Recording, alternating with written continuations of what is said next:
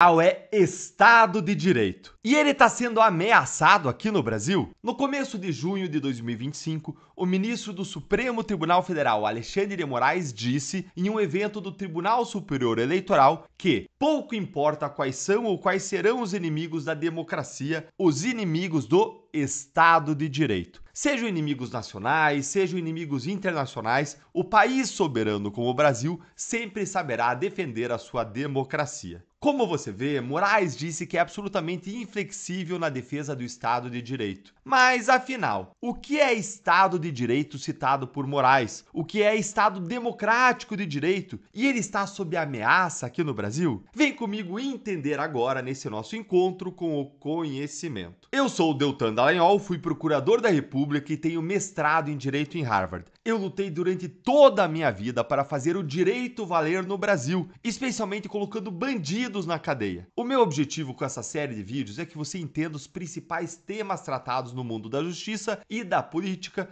para que você possa atuar como um cidadão engajado. Afinal, entender é essencial para transformar. A ideia de Estado de Direito é uma adaptação da expressão que vem do inglês Rule of Law, que significa império da lei. O Estado de Direito é aquele em que há regras definidas pela lei. Tudo é governado pelas leis, pelas regras e não pela vontade, capricho ou arbítrio dos governantes. A lei impera e todos devem respeitá-la, incluídos aí o indivíduo, a coletividade e até mesmo o próprio Estado, materializado na figura das suas autoridades e dos seus governantes. É a lei que legitima a força e o poder estatal. A ideia de Estado de Direito impede que cargos sejam usados para perseguir adversários, buscar vingança, ajudar amigos ou beneficiar os seus compadres. Impede que em julgamento sejam usados dois pesos e duas medidas. Mas, Deltan, onde que surgiu essa ideia de Estado de Direito? Foi na Europa moderna, principalmente entre os séculos 17 e 18, como uma reação ao absolutismo dos reis, ao poder absoluto dos reis. Durante a maior parte da história,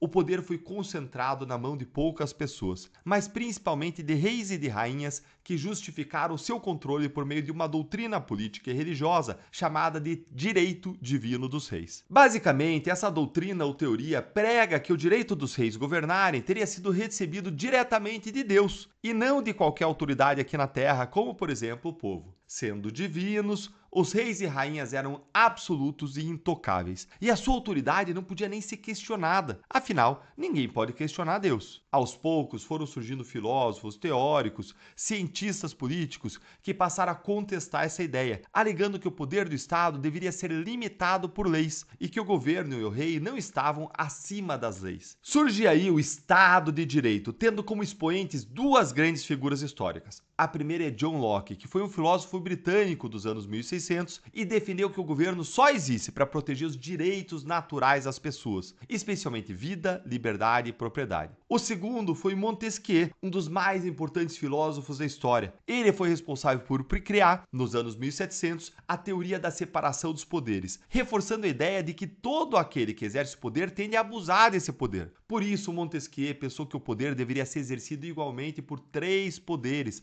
deveria ser dividido o seu exercício entre três grandes estruturas: executivo, legislativo e judiciário, que teriam funções diferentes e contrabalanceariam uns aos outros para que, caso um poder abusasse, os outros pudessem contê-lo. Essas duas visões foram centrais para a criação da figura que nós hoje conhecemos como Estado de Direito. Ao longo dos anos, essas ideias elas foram sendo consagradas por meio de processos históricos, que também existiram por outras razões, não só movidos por ideias, mas também para conter os poderes dos grandes governantes, dos reis antes todos poderosos. Como, por exemplo, a Revolução Gloriosa inglesa, lá de 1688. Depois veio a Constituição dos Estados Unidos, em 1787, a primeira do mundo, e também a Declaração dos Direitos do Homem e do Cidadão, de 1789, na França, que veio depois da Revolução Francesa. Muita gente confunde Estado de Direito com Estado democrático. Até porque, muitas vezes, um Estado tem as duas características, ou seja, é um Estado democrático de direito. Contudo, a ideia de democracia é diferente e é bem mais antiga. Ela surgiu lá na Grécia, mais ou menos no século V a.C.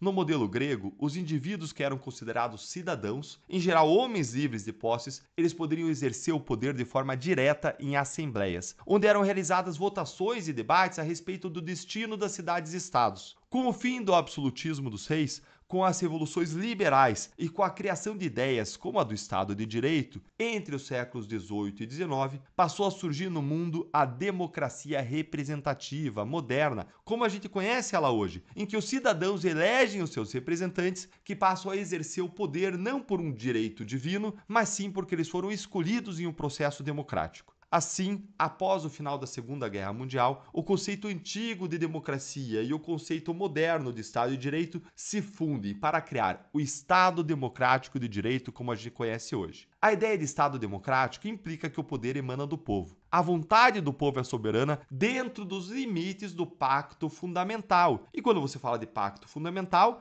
da Constituição, você está falando de direito, de Estado de Direito. Na democracia exercida por meio de representantes, a representativa, o povo não exerce o poder diretamente, mas por meio de representantes eleitos para esse fim, com alternância de poder. E a legitimidade da lei, que vai constituir o Estado de Direito, o império da lei, vem dessa lei ser emitida pelo povo por meio dos seus representantes. E aí que a gente volta para a pergunta: o Estado de Direito está sendo ameaçado no Brasil? Dependendo de para quem você pergunta isso, a resposta vai ser diferente. Pessoas alinhadas à esquerda política vão dizer que a extrema-direita golpista é uma ameaça ao Estado de Direito no Brasil, ou ao Estado Democrático de Direito, porque teria buscado essa direita golpista subverter a Constituição e alcançar o poder por meio da força, por meio de um golpe militar. Já as pessoas alinhadas à direita política, por sua vez, vão dizer outra coisa, que o Supremo Tribunal Federal, ao abusar do seu poder, ao censurar cidadãos, ao perseguir a direita, violando frequentemente a Constituição, é a maior ameaça ao Estado de Direito no Brasil. As violações do STF seriam várias: atropelar os demais poderes, legislar por meio do ativismo, silenciar jornalistas, cidadãos e políticos, impondo a censura prévia, algo proibido pela nossa Constituição, desrespeitar a imunidade parlamentar e quebrar uma série de regras, como a regra do foro privilegiado, da ampla defesa, do devido processo legal. Tudo isso quebra o Estado de Direito. E ainda se quebra a democracia, porque um poder não eleito,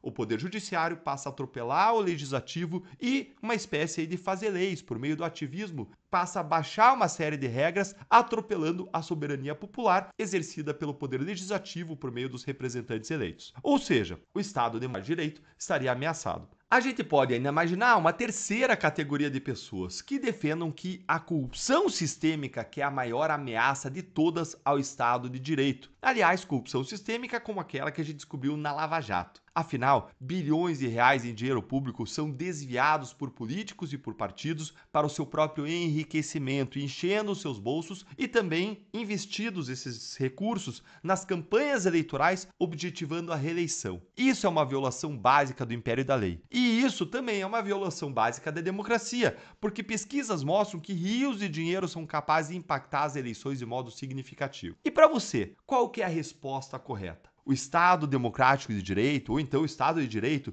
estão sob ameaça no Brasil? E qual é a ameaça? A ameaça é a direita? É o STF? É a corrupção? Ou é outra, como o avanço do crime organizado? Me conta aí nos comentários e presta atenção aqui. Agora que você já entendeu o que é Estado Democrático de Direito, você sabe explicar por que ele é atacado quando se ataca a liberdade de expressão? A liberdade de expressão é mais do que um direito fundamental, é mais do que parte do Estado de Direito. Ela é um fundamento da própria democracia. Sem liberdade para falar, ouvir, se informar, não existe como você ter uma democracia, como você se discutir, debater ideias, ter eleições limpas que representem a vontade popular. Se você quer aprender mais sobre esses assuntos, eu tenho um convite para você. Eu preparei um ambiente fechado, exclusivo, para te ensinar mais sobre a liberdade de expressão. Por exemplo, o que pode e o que não pode ser dito nas redes sociais? Quais os riscos legais ao criticar políticos e autoridades? Como se proteger juridicamente para exercer a sua liberdade sem medo? Esse é o mapa político da luta pela liberdade. É um curso direto ao ponto, sem censura, para você entender os seus direitos e não correr riscos desnecessários. Para você poder defender o verdadeiro Estado de Direito e a verdadeira democracia sem correr riscos desproporcionais. Lá você vai aprender sobre os crimes de injúria, calúnia, difamação, incitação ao crime, racismo, o que é discurso de ódio, wokeismo, cancelamento, se pode ou não criticar as urnas e a justiça eleitoral, como criticar de modo duro sem correr o risco de ter que pagar uma indenização e quais as medidas que você pode adotar quando alguém ofende você. Clica no link da descrição ou então nos comentários para saber mais. E agora que você já sabe o que é Estado de Direito e Estado Democrático de Direito, que tal aprender o que é uma Constituição ou o que é soberania? Confere os outros vídeos que eu vou deixar para você aqui na tela e também na descrição. Um grande abraço e até!